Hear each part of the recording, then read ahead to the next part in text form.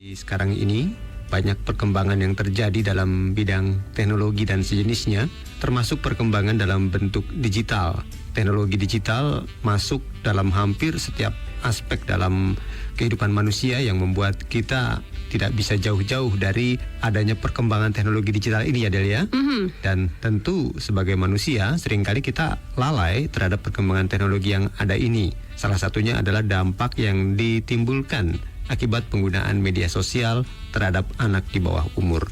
Hal ini tentunya menjadi PR besar bagi para orang tua untuk selalu mengawasi serta memantau kegiatan anak pada media sosial.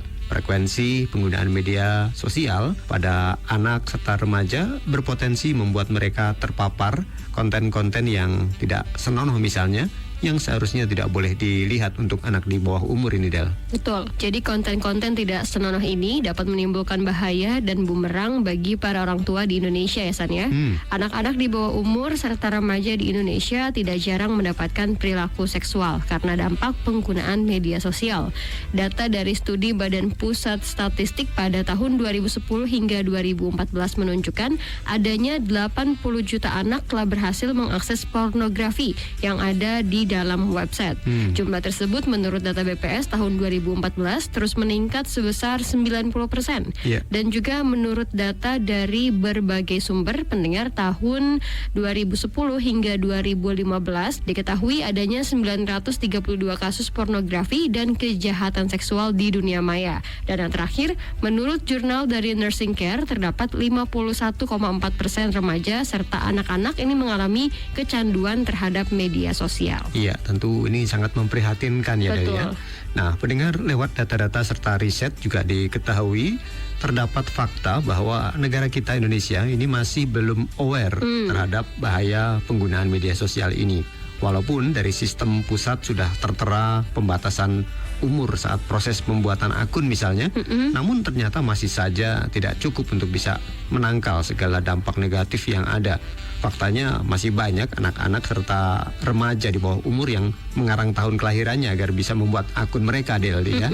Nah, pendengar, berbicara soal konten-konten yang berbahaya bagi anak di bawah umur, belum lama ini di Tiongkok, regulator dunia maya tertinggi di Tiongkok telah meluncurkan kampanye nasional selama 2 bulan untuk meningkatkan lingkungan daring yang sehat bagi anak di bawah umur selama liburan musim panas tahun 2025 ini. Jadi, menurut surat edaran yang dipublikasikan oleh kantor Komisi Urusan Dunia Maya Pusat di Tiongkok sana, Del, inisiatif ini tujuannya adalah untuk mengendalikan konten-konten yang berbahaya dan menindak aktivitas daring ilegal yang melibatkan anak di bawah umur. Dan kampanye ini juga difokuskan pada 4 area utama seperti pelecehan daring dan perundungan cyber yang disamarkan sebagai misalnya promosi merchandise atau pemberian hadiah yang secara tidak langsung ini sebenarnya melakukan penyebaran konten berbahaya secara terselubung begitu ya. Misalnya melalui format populer seperti komik dan cerita yang mempromosikan nilai-nilai yang menyimpang atau membujuk anak di bawah umur untuk melakukan aktivitas daring yang berbahaya dan eksploitasi komersial dengan gambar anak di bawah umur untuk keuntungan pribadi. Selain itu juga pihak berwenang di Tiongkok juga akan memeriksa apakah platform yang diakses anak-anak ini sudah menerapkan mode perlindungan anak di bawah umur. Selain itu, pihak berwenang di sana juga menilai standar keamanan dan konten dari perangkat pintar anak-anak dan mengawasi penggunaan teknologi AI yang tidak tepat yang dapat menyebabkan kecanduan atau dampak negatif pada pengguna muda ini, Del. Iya, lantas bagaimana cara orang tua untuk bisa lebih waspada terhadap kasus ini? Nah, ini yang menjadi pertanyaan juga, San ya. Karena banyak hal yang bisa dilakukan sebenarnya. Misalnya adalah langkah kecil seperti pembatasan penggunaan handphone terhadap anak dan pengawasan dalam penggunaan media sosial saja. Ini sudah bisa membantu menangkal kejadian buruk tersebut. Apakah dengan begitu masih saja kurang efektif? Nah, ini juga bisa jadi iya atau tidak gitu ya. Karena pemberian handphone di umur remaja yang matang akan membantu menangkal hal buruk yang terjadi. Sebagai orang tua tentunya akan selalu bekerja ya untuk menghidupi keluarga. Namun jangan sampai kita lalai terhadap anak kita, apalagi kalau mereka ini sudah memiliki handphone sendiri. Selain itu, kita juga sebagai orang tua harus waspada atas segala aktivitas yang dilakukan oleh sang anak. Misalnya orang tua bisa memberikan penjelasan peringatan serta edukasi sekilas tentang bahaya media sosial kepada sang anak, membatasi pembuatan akun media sosial yang berpotensi berbahaya, mengatur akun dengan privasi yang ketat dan lain sebagainya. Nah, jika sang anak sudah menjadi korban dalam kekerasan yang ada di media sosial, orang tua bisa langsung melapor ya ke polisi terdekat dan memberikan bukti kekerasan yang ada kepada pihak kepolisian. Dengan demikian, kasus bahaya penggunaan media sosial terhadap anak serta remaja di Indonesia ini akan bisa berkurang sedikit demi sedikit. Iya, dan memang hal ini agak sulit dilakukan ya Delia, karena tiap anak ini memegang gadget sendiri-sendiri begitu ya. Jadi memang pendengar, otoritas internet tertinggi di Tiongkok belum lama ini juga meluncurkan kampanye nasional untuk menindak tegas konten-konten yang dalam tanda kutip pemasaran jahat yang muncul dalam video pendek misalnya. Tujuannya jelas adalah untuk mendorong lingkungan daring yang lebih sehat dan lebih dapat dipercaya begitu Del. Jadi menurut kantor Komisi Urusan Dunia Maya Pusat Tiongkok, kampanye ini menargetkan konten-konten yang dibuat-buat begitu misalnya. Konten disinformasi, konten perilaku yang menyimpang, konten-konten flexing misalnya, dan pembuatan konten manipulatif emosional untuk mengeksploitasi simpati publik demi keuntungan finansial pribadi, serta menggunakan deepfake dan audio atau visual yang diubah untuk membuat cerita palsu. Dan memang konten-konten yang seperti ini ini tumbuh subur di Tiongkok ternyata.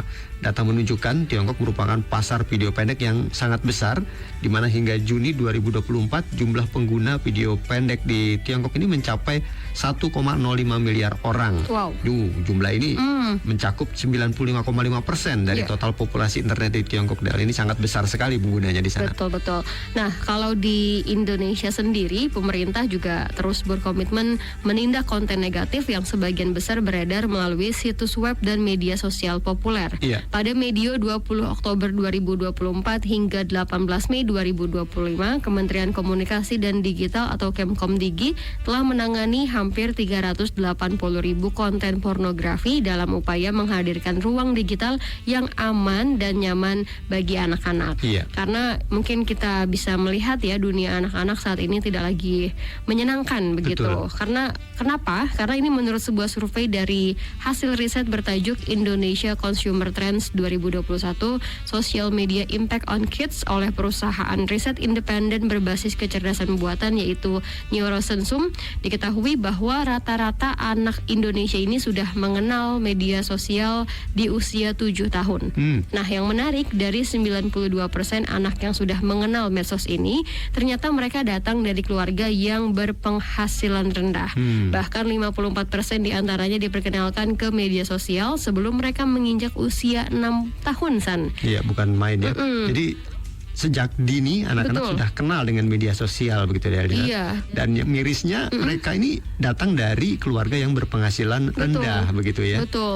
Dan dari riset tersebut juga, San, kenyataan yang terjadi saat ini atau 3 tahun pasca riset tersebut dilakukan, justru tidak ada tanda-tanda perbaikan jumlah tadi yang kita sebutkan. Kita bisa ambil contoh sederhana saja, kira-kira berapa jumlah anak yang menghabiskan waktunya untuk bermain gadget di rumah saat ini gitu ya. Jadi fenomena ini tentunya memperkuat kekhawatiran bahwa ruang digital saat ini masih jauh dari kata aman, terutama bagi anak-anak.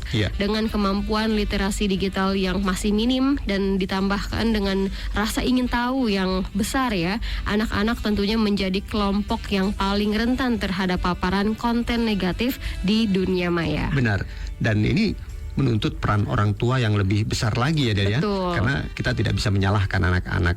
Nah, pendengar, terkait dengan penggunaan gadget oleh anak di bawah umur, Badan Regulasi Internet di Tiongkok sejak tahun 2023 yang lalu telah menerbitkan aturan yang akan membatasi penggunaan smartphone dan internet bagi remaja dan anak-anak. Tentunya langkah ini diambil demi mencegah kecanduan internet pada anak-anak di bawah umur ya Del ya. Jadi Cyberspace Administration of China ini ingin agar produsen atau penyedia smartphone membuat suatu program yang bisa melarang pengguna di bawah usia 18 tahun untuk mengakses internet di perangkat seluler Del, mulai pukul 10 malam sampai jam 6 pagi. Selain itu, sistem berjenjang untuk mengatur waktu penggunaan smartphone juga diterapkan di sana. Contohnya dengan maksimal penggunaan 2 jam sehari bagi remaja yang usianya 16 sampai 18 tahun.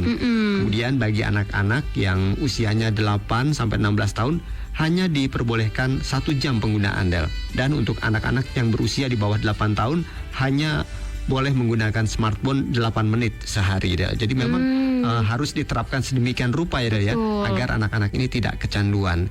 Tentunya dengan adanya aturan ini, pemerintah Tiongkok berharap bisa meningkatkan peran positif internet dan mencegah masalah kecanduan internet pada anak di bawah umur, sekaligus juga membimbing mereka untuk membentuk kebiasaan menggunakan internet yang baik. Dan di Tiongkok sendiri, pendengar, platform berbagi video seperti misalnya Bilibili, Kuaishou, dan ByteDance sejak tahun 2019, Del, sudah membatasi akses pengguna ke konten dan durasi penggunaan. Dan aplikasi yang mirip seperti TikTok dari ByteDance, yaitu Douyin, juga melarang remaja menggunakannya lebih dari 40 menit, Del. Ya, tentunya ini dibutuhkan sekali San ya untuk mengatasi kecanduan terhadap gadget pada anak-anak. Jadi pendengar, tentunya hadirnya paparan konten media sosial yang tidak terfilter dengan baik, walau adanya fitur kontrol orang tua di smartphone kita, ternyata tetap menjadi momok yang sangat mengkhawatirkan. Betul. Anak-anak seakan masuk ke dalam sebuah lingkaran setan yang tidak berkesudahan. Diawali dengan kebiasaan orang tua yang sengaja memberikan ponsel kepada anaknya dengan dalih agar sang anak gak rewel gitu ya, dan gak mengganggu kesibukannya, atau dengan alasan membiasakan anak agar melek digital dan ataupun alibi-alibi lain, sehingga secara tidak sadar menyatukan anak-anak dengan paparan konten media sosial yang seakan menjadi hal yang lumrah dan wajar. Dan ini juga disampaikan oleh psikolog Universitas Airlangga, Nuraini Fardana Nawangsari. Anak ini bisa dengan mudah terpapar konten negatif karena berada dalam fase perkembangan imajinasi yang kuat ya, San ya. Mereka tentunya cenderung tertarik pada hal-hal yang menarik secara visual meskipun tidak realistis ataupun tidak mendidik.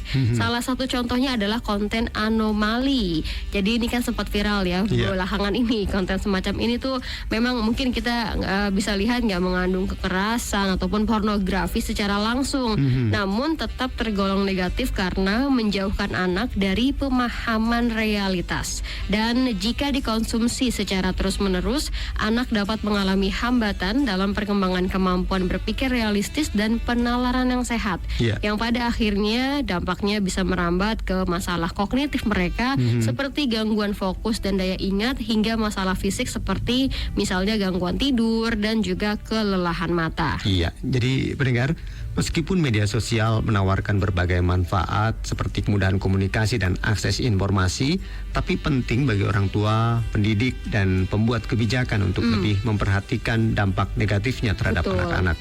Jadi dengan memahami risiko yang terkait dengan paparan media sosial, maka ini bisa membantu kita mengambil langkah-langkah preventif ya, Del ya. Karena hal ini penting bagi orang tua untuk selalu mendampingi anak saat mengakses internet, membatasi waktu penggunaan gawai, serta memilihkan konten yang edukatif dan sesuai dengan usia anak. Nah, pendengar, itu tadi perbincangan singkat kami mengenai